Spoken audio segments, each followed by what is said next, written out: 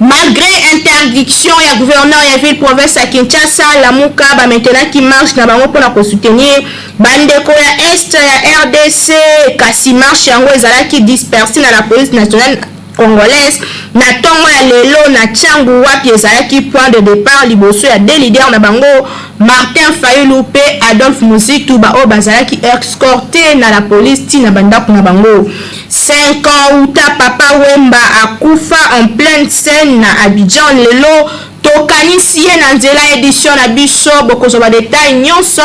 na kati ya kanbe nyonso ya mokolo ya lelo.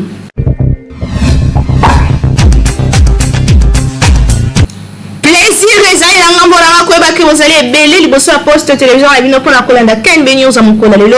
oyo informaka bino toujours d'une manière très professionnelle. Édition lelo ebandi tika tofongo yango na marche ya lamuka oyo ezalaki dispersé mokolo lelo na ville province ya Kinshasa kaka na Tchangu wapi ezalaki point de départ bandeko ya lamuka bapesi bilan ya 4 blessés pe ba interpellation ebele bona na ba détail na élément oyo.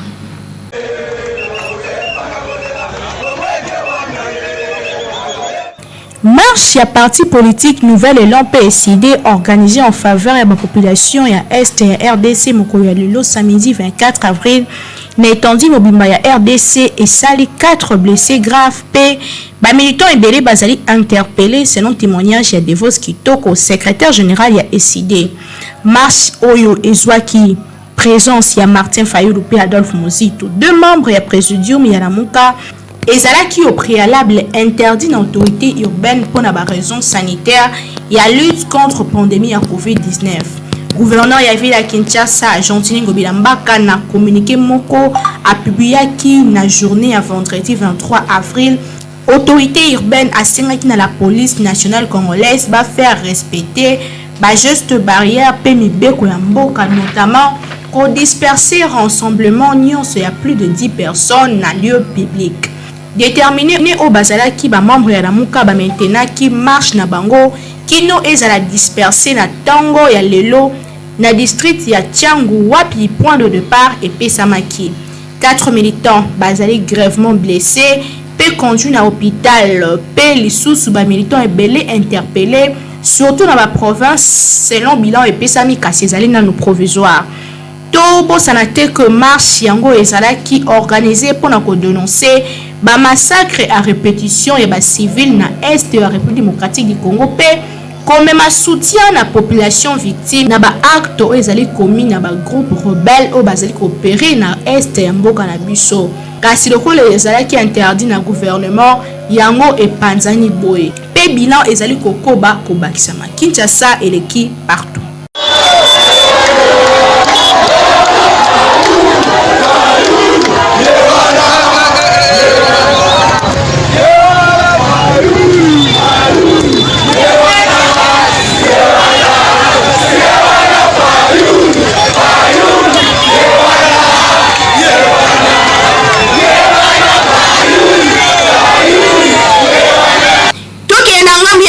Mboka na biso wapi 6 personnes bakufaki na ville ya Beni lors ya batak ya ba rebelle ADF o esalemaki vendredi pe samedi 24 avril ya mokolo lelo. Bonjour ba détail elongo na Nathan Siata.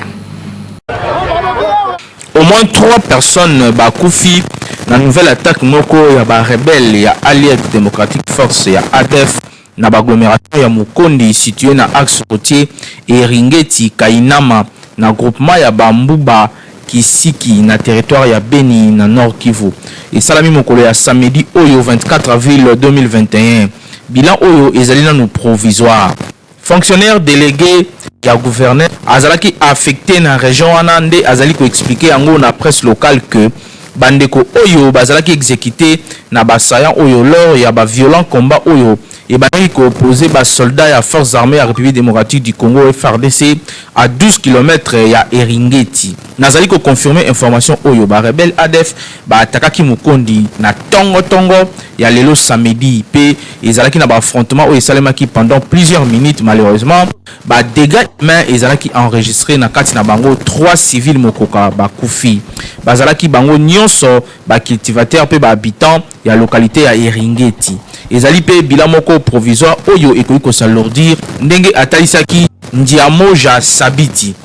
Même source atalisi ke agglomération oyo ezalaki attaqué ezala déjà sous contrôle de la forces armées ya République démocratique du Congo. Pour na part na ye société civile ya groupement oyo ye azali désolé pe alobi ke mbala ebele a alerta déjà sur passage ya ba mouvement suspect kasi yango ezalaka prise en compte te na ba service ya sécurité tala lelo yo mabe ekomi pe azali ko dresser na côté na ye bilan provisoire ya 6 morts na kati na bango 3 militaires ya entité ya bango. Na veille ba rebelle allié démocratique force ya ADF ba utaki déjà koboma 7 personnes na mouvement Batangi Mbao toujours na territoire ya Beni na est ya République démocratique du Congo. Dans l'entretemps ba écolier pe ba élèves ya sous-division ya enseignement primaire secondaire et technique ya Beni bango bazali ko continuer ko maintenir pression na bango oyo balobi ete bakofanda libanda quelques jours pour exiger arriver à chef de l'État Félix Antoine Tshisekedi Tshilombo na Nord Kivu. Oyo ezali deuxième butu na bango bazali kolekisa na sitting na bango na mairie ya Beni wapi bazali kokala libanda après première journée oyo esalemaki mokolo ya vendredi 23 avril 2021. Ba effectif ezali toujours komata pe ba misusu oyo bazali koyoka sango bazali ko rejoindre première équipe oyo ezali déjà sur place depuis jeudi eleki kasi bazali ko remercier force de l'ordre oyo bazali ko assurer sécurité ya bana oyo na butu. Pour la rappel ba écolier pe ba élève oyo ya ville ya Beni ba yaki kozwa initiative ya kosala sitting moko illimité na mairie ya Beni pour na ko exiger arriver à président de la République na parti oyo ya pays oyo ezali secoué na ba tuerie ya ba civil il y a quelques années milelo wana nyonso tout ezali signé na ba groupe armé ebele oyo bazali ko terroriser population na kati na bango ba ADF. Depuis plus de 2 semaines ba activité scolaire ezali ya kotelema na ba école nyonso suite ya ba manifestation ya ba jeunes oyo bazali réunis na ba différents groupes ya ba pression pour na ko exiger départ ya MONUSCO suite na inefficacité na ye incapacité notoire ya ko protéger ba civil na partie est ya République démocratique du Congo. Kinshasa et l'équipe partout.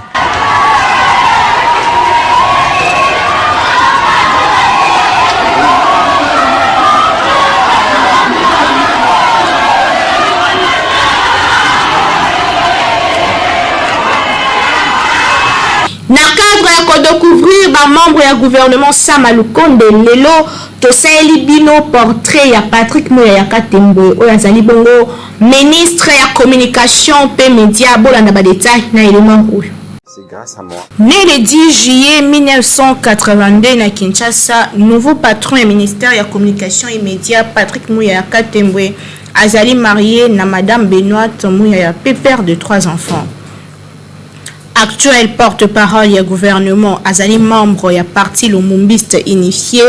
élu ya Funa Wuta 2011. Patrick Muyaya akoli na Kinshasa na commune ya Bandalungwa.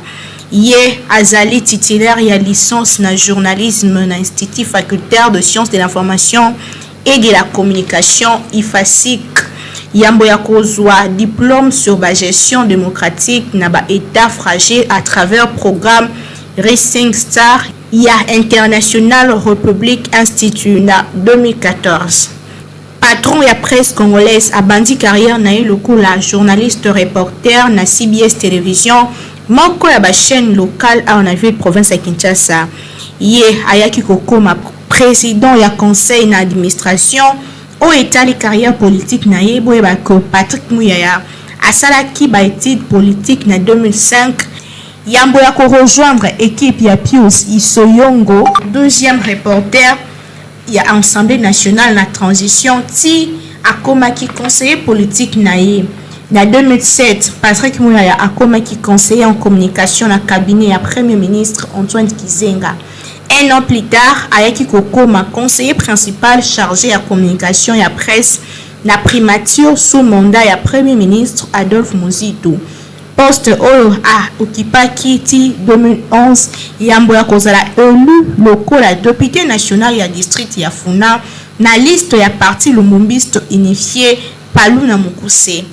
Ye akomaka député national na âge ya 29 ans yambo ya kozala réélu na ba élection ya décembre 2018. Wuta le 12 avril 2021, Patrick Muyaya Tembwe azali nommé ministre de la communication et médias pe sous porte-parole ya gouvernement na kati ya gouvernement Sama Lukonde, gouvernement ya Union Sacrée. Espoir pour la presse congolaise, Patrick Muyaya Tembwe azali na soutien ya lingomba ya ba journaliste nyonso ba evraka na kati ya République démocratique du Congo pe libanda. To souhaiter bonne chance, bon vent pe mosala kitoko pona kotombo la profession o ezali très noble pe considéré le la quatrième pouvoir. Kinshasa eleki partout.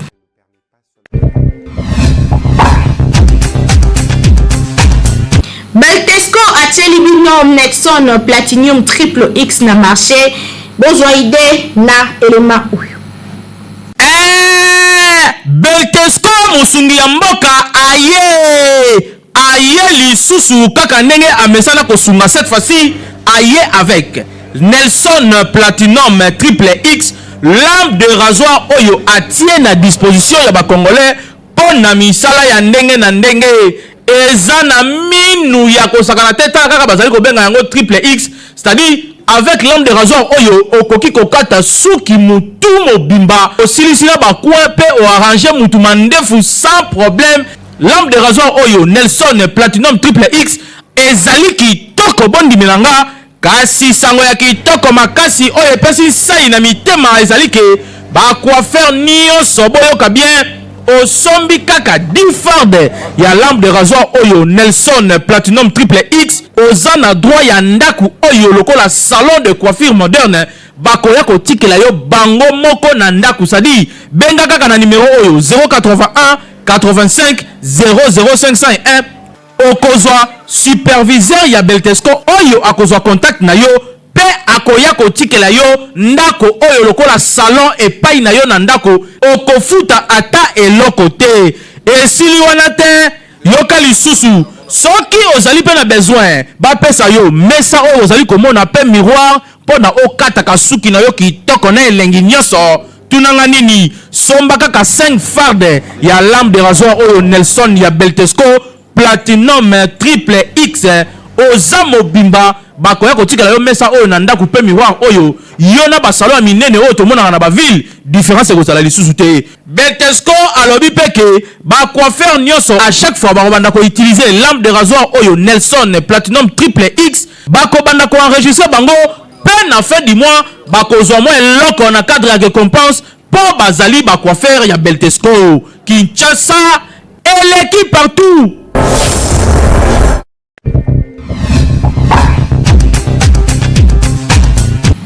Lelo ezali journée mondiale ya lutte contre le paludisme. Paludisme ezali koboma makasi surtout en Afrique. Bonjour ba détail na élément po omibatela obatela pe bana na yo. Na lisungi ya Organisation mondiale de la santé OMS le 25 avril ezali journée mondiale de la lutte contre le paludisme. L'objectif ya ko faire connaître, comprendre pe ko fournir d'informations ya lutte anti-paludique oyo esalemaka na nzela ya baactivité communautaire baprévention mpe batraitement ya paludisme na bazone moko endémique. Journée yango ezali partenariat entre OMS, UNICEF, Banque mondiale, PNUD et bandaka kobengama à l'époque journée africaine du paludisme na raison ya importance ya maladie yango na continent africain. Nde bongo eyaki kokoma na 2007 na nzela ya décision ya Assemblée mondiale de la santé journée mondiale ya lutte contre le paludisme po ekoma na mokili mobimba malgré que ailleurs eza na faible taux par rapport ya Afrique.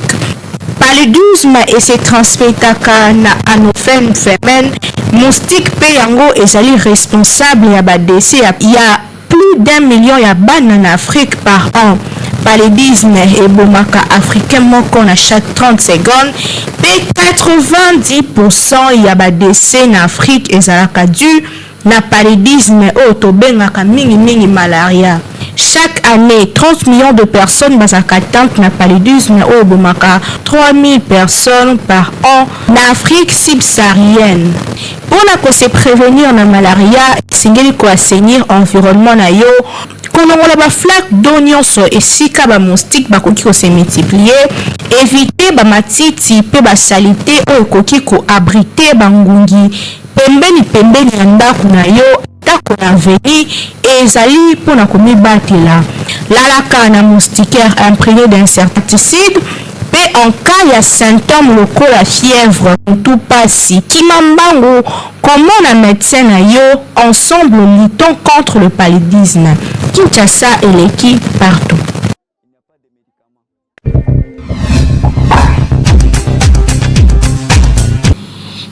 News ezali ko continue ko sala bino mosala kitoko bonjour ba extrait ya émission o ezali déjà en ligne na KMB News chaîne YouTube na biso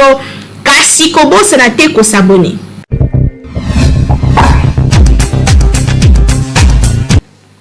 Effectivement, président de la République Félix Tshisekedi côté diplomatie aza vraiment moto parce que banda après ta qui serment on sent que sur le plan diplomatique mboka na biso malembe tozozonga na chiquier international parce que na lingina tombé na comparaison polémiste était kolobao avant ezalaki boye non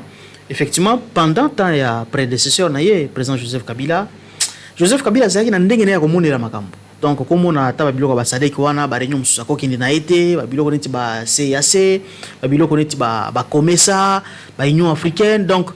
ba ONU à un moment azo kindi na été azo tindaka ministre affaires étrangères mais président Tshisekedi tango na pouvoir à lobby non il faut to remettre mboka na biso sur le plan international sur le plan diplomatique. Les troupes kenyanes également vont venir renforcer les capacités de FARDC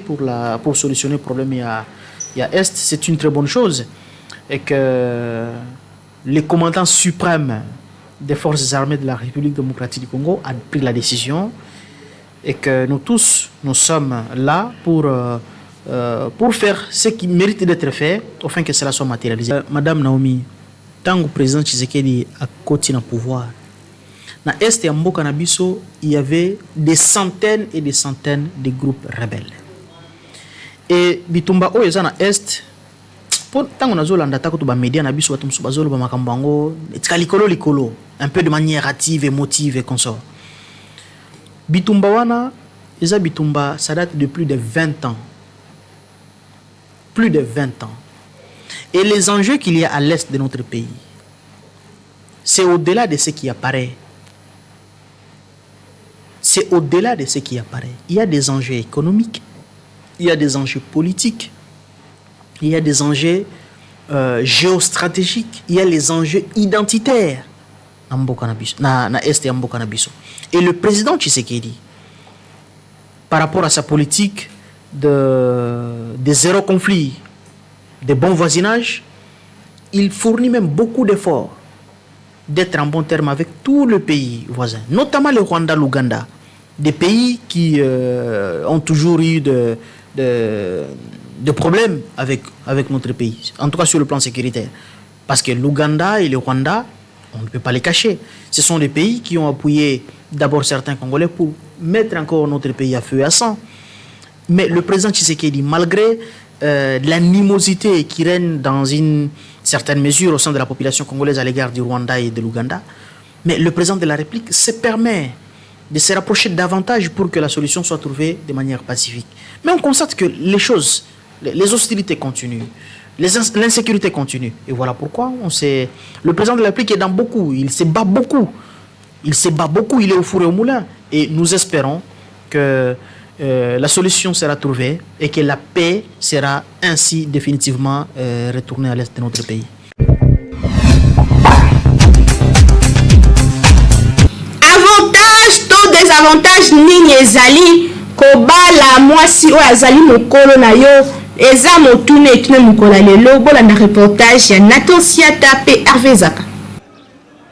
Il idéologie ya Emmanuel Macron na Brigitte Macron nzoka nde na Kinshasa pe ba jeune mingi ba adopta yango ba koma na bango ko beta système wana mwasi ya mwa mokolo ye mobali mwana muke mère nde mutasafula mwa kucha soki boni ba kende mwa ba ambiance na bango mama nde muta sponsoriser kasi biso to kitaki na terrain pona ko tuna na ba papa est-ce que idéologie oyo bande ko pe ba jeune mingi ya Kinshasa ba adopta ya kozwa mwasi oyo azali mokolo ke ba jeune fille ezali malamu to mabe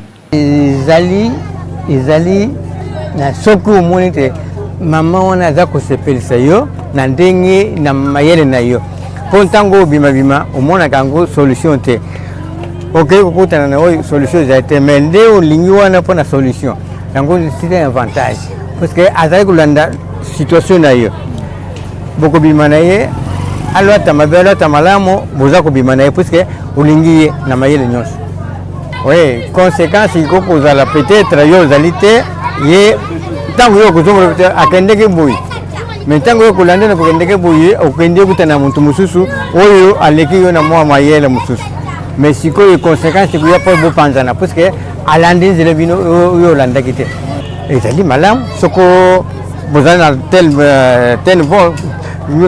complacif oza na ye okoki kolanda ye ye mpe akoki kolanda yo mokolo ezali kaka mpona ilongi mpona suki me mpona mayele ezali mpona mokolo te mayele ezali tout le monde ezali mpona mayele bon selon ngai nazomona boye soki obali mokolo mosusu okoki obala ye lelo ozwile otie na ndako ata ozalaki na eloko te me ye akoki koyela yo na baide ya mikolo okomona dini pa aye kotombola yo na beide wana tosala boye zwa boye ata moke okozala na yango me ozalaki na ide ya kotravaye na yango te me ye aye na baide na ye ya kimokolo oye bosangisi na oyo oza na yango botombomi jo mosusu bakomona yo okomi moto na société selon nga baavantage na nga oyo nazomona eza ka ndenge wana bainconvénient mosusu okoki okutana na mokolo oyo eleki yo na baide okomona dini pa akobanda kokosa yo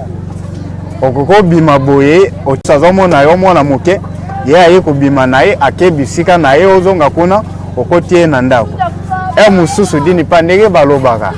okoki ozala na ye ndenge ozobimaka na ye na ndako lokola mwasi na mobali mosusu balobaka ke aliaka o makila selon nga ba désavantage oyo namonaka ezalaka ndenge wana obala mwasi ya mokolo ezala nango mpe malamu mpe lere moko mpe ezala nango mabe alors ezala malamu no sikoyo ke ndenge eza wana ba conscience ya bino mibale mwasi na mobali esoki eye kobala na pena makasi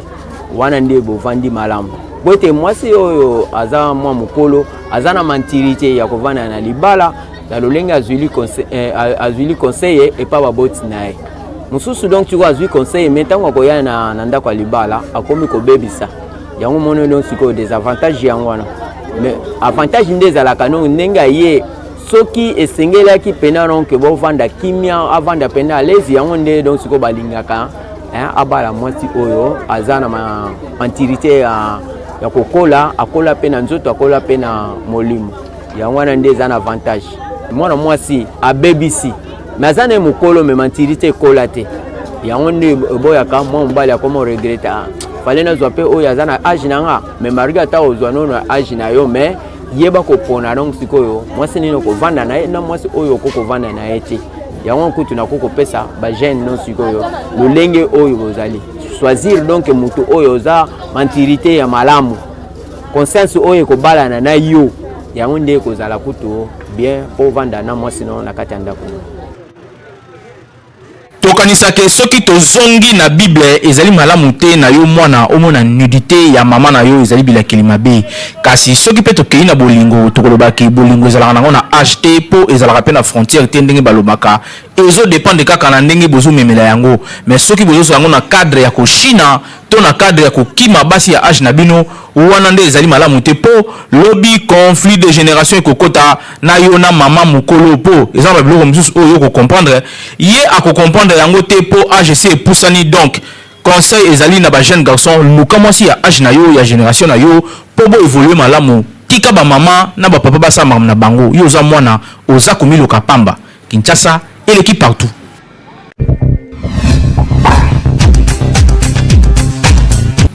Torobaki Angone Bandeli 5 ans jour pour jour. Wuta artiste musicien Shungu Wemba Diodi Papa Wemba Atika Mokili Lelo tokanisi roi ya rumba congolaise. Bonjour idée na image pe commentaire oyo.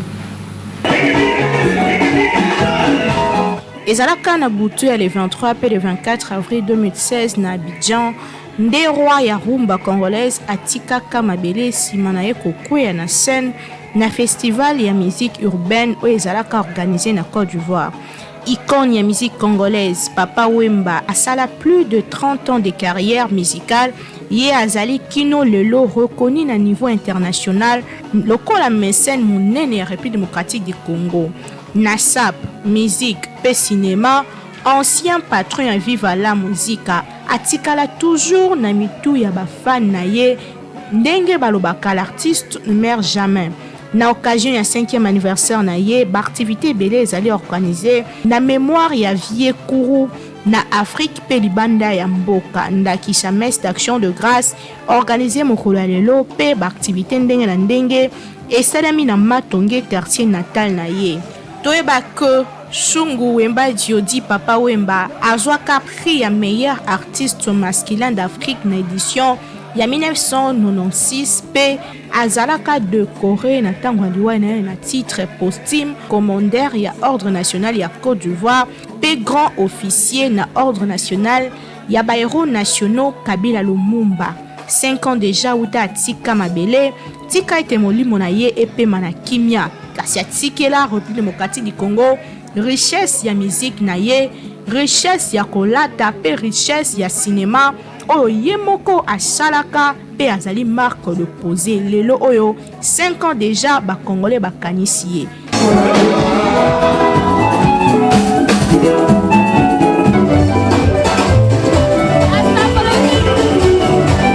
Na note oyo nde tosilisi édition ya KNB News ya mokolo lelo. Merci l'équipe technique et rédactionnelle oyo esalaki mosala kitoko na nsima caméra oyo tozalaki na Hervé Zaka awa tozalaki na double poumon régie esimamaki na Timothée Kayembe pe réalisation ya Nathan Siata toujours na coordination ya Jimmy Mukendi le lion de la communication ngala bino tokutani lobby pour édition mosusu kasi na kobosa na te koloba kimi na mabota na bino pe bon week-end bisika bozwami.